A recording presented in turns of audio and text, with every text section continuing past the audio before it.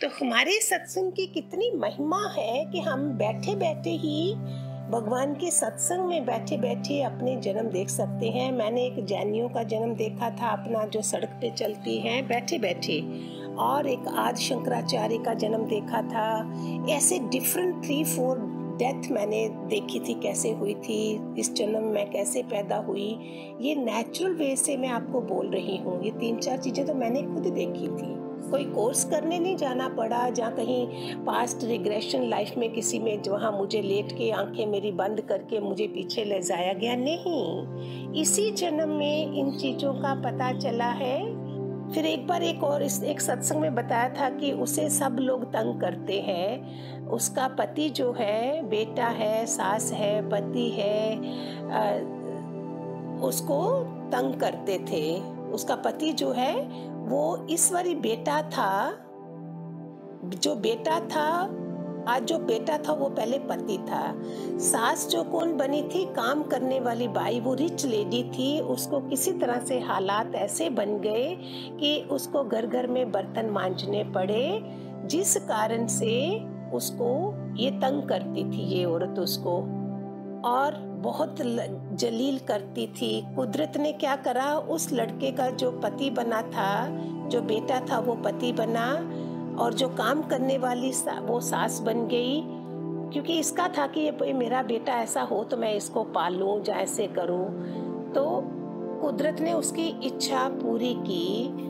तो हुआ क्या, आज वो सास बन के उसको तंग कर रही थी। इसलिए लर्निंग क्या है भगवान जी के ज्ञान से कि नौकरों को इसलिए भाई नहीं बोलते, सेवादारी बोलते हैं। उनको प्यार से पेश आओ, उनके पर हिंसा मत करो। कई लोग तो कितना बुरा व्यवहार करते हैं, बुरे वचनों से नौकरों को, भाइयों को गुस्सा मत करो, सबसे माफिया मांगो, तो जाके हमारा हिसाब किताब ठीक होगा। और दोष किसी को भी नहीं देना है। शायद आप सारे ही आज के इस सत्संग से अपने अपने कर्मों को देखकर हम समझ जाएं कि हमें भगवान जी ने क्या ज्ञान दिया है।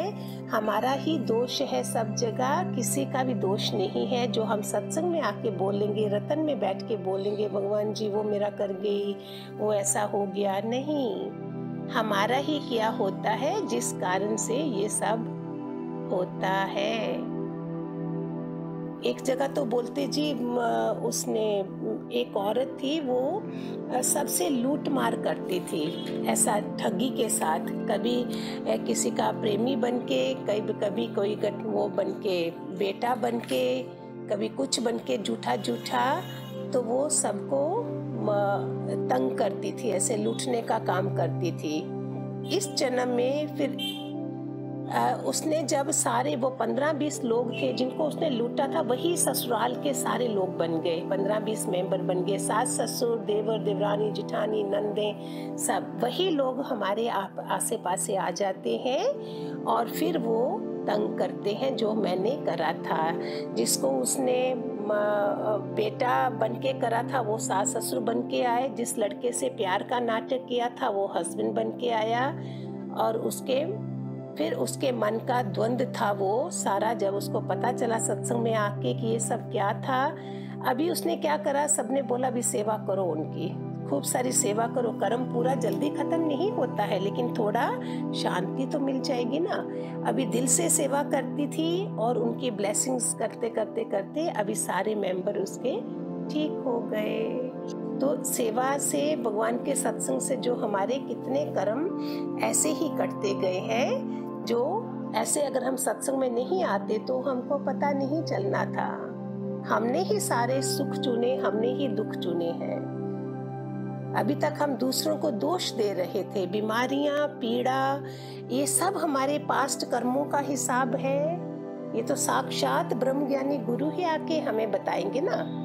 और हम बोलेंगे मुझे बेटा नहीं पूछ रहा है, मुझे बहू नहीं पूछती है, मुझे ये नहीं। उसी को तो खत्म करना है आज, खाली माफिया, और दिल से मांगनी है। साउंड कनेक्शन करके सामने उसको बिठा के, चाहे वो लंदन अमेरिका में है, ऐसे फील करो वो कमरे में है और आप उनसे डीप माफिया पाँव में टच करके मांग रहे हो।